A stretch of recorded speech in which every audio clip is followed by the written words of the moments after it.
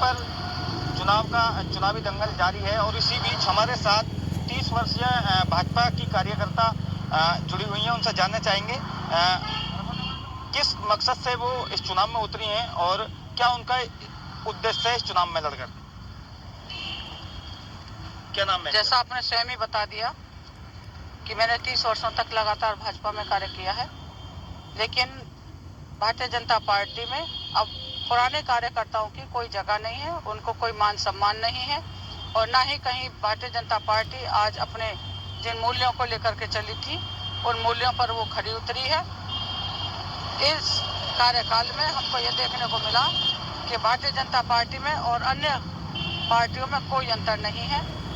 जो आरोप ये दूसरे पार्टियों पर लगाते थे वह आज इन पर स्वयं चरितार्थ हो रहे हैं। इसलिए मैंने यहाँ से अपना त्याग पत्र देकर के भारतीय जनता पार्टी के खिलाफ चुनाव लड़ने का मैंने मन बनाया। आप अब किस पार्टी से चुनाव लड़ रही हैं? विधानसभा सदस्य से आप कौन सी सीट से विधानसभा सदस्य सीट से चुनाव लड़ रही हैं? कौन सी पार्टी से आप चुनाव लड़ रही हैं? मैंने तो बाबूजी के कदमों पर चलने का निर्णय लिया और बाबूजी की बनाई हुई पार्टी राष्ट्रीय क्रांति पार्टी में मैंने सदस्यता ग्रहण की है और इसी राष्ट्रीय क्रांति पार्टी की मैं प्रत्याशी हूँ। जहाँ समाज का मान सम्मान ना हो, जहाँ उनके लिए कोई स्थान ना हो, तो ऐसे घर में रहने से क्या फायदा। इसलिए मैंने भारतीय जनता पार्टी को त्याग पत्र दिया है, क्योंकि यहाँ आज लोधी जाति के लिए कोई जगह नहीं है। ना तो संगठन में कोई जगह है, जिला संगठन, प्रदेश संगठन, राष्ट्रीय संगठन, सब में से समाज का एकदम नामो निशान खत्म हो गया है। एक भी कोई पदाधिकारी हमारी जाति का वहाँ नहीं है।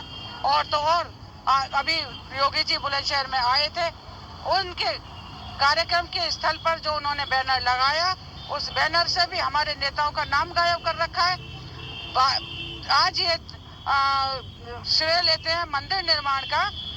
यदि बाबूजी ने विवादित ढांचा न ढाया होता तो आज कौन मंदिर निर्माण करा लेता, जबकि उनका जो ट्रस्ट बनाया गया उस ट्रस्ट में बाबूजी का, उमा भारती जी का नाम होना चाहिए था, लेकिन ना ट्रस्ट में और नाम है, ना इन्होंने जो शिलान्यास किया उसमें उनको बिल्कुल इग्नोर किया है, किसी को नहीं बुलाया।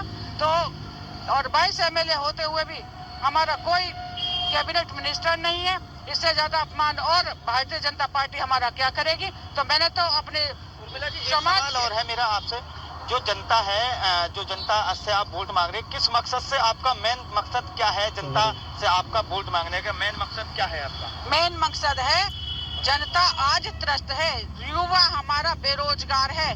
बहुत सारे युवा, वेल क्वालिफाइड युवा आज प्राइवेट स्कूलों में नौकरी कर रहे हैं और उन नौकरी करने वालों को 2000-4000 रुपए लेकर के अपने बच्चे पालने पड़ रहे हैं।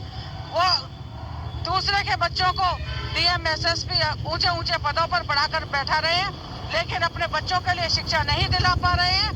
इन शिक्षकों के लिए मैंने सड़क से और लखनऊ की सड़कों तक मैंने खूब धरना प्रदर्शन भी किया है और अनेक ज्ञापन भी दिए हैं। पार्टी के प्लेटफॉर्म पर मैंने अनेक बार उठाया, लेकिन किसी ने हमारी बात को नहीं सुना।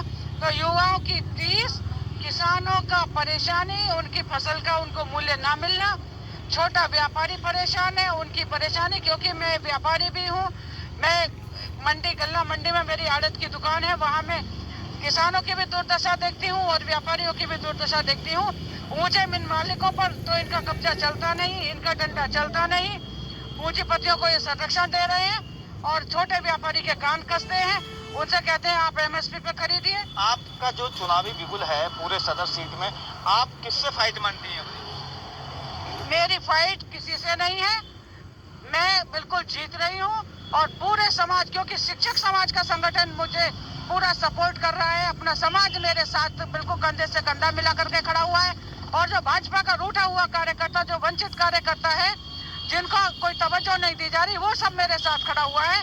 इसलिए मैं तो पूरा अच्छी तरह से, पूरी तरह अपनी जीत में हूँ, मेरे आगे कोई नहीं है। तो ये थी हमारे साथ राष्ट्रीय जनक्रांति पार्टी की प्रत्याशी जो सदर सीट से, सदर विधानसभा से लड़ रही हैं, उर्मिला सिंह राजपूत, जिन्होंने बीजेपी के लिए तकरीबन 30 वर्ष से कार्य किया है, परंतु बीजेपी से बागी होने के बाद उनकी कार्य उनकी सुनवाई नहीं होने के बाद उन्होंने राष्ट्रीय जन क्रांति पार्टी में जाकर अपना सहयोग किया है। तो राष्ट्रीय जन क्रांति पार्टी ने उर्मिला जी पर अपना विश्वास जताते हुए विधानसभा सदर सीट पर उनको चुनावी घमासान में खड़ा किया है। अपने सहयोगी लोकेश के साथ मैं Mukesh Kumar, live today news, Bulandshahr. चुनाव के चुनावी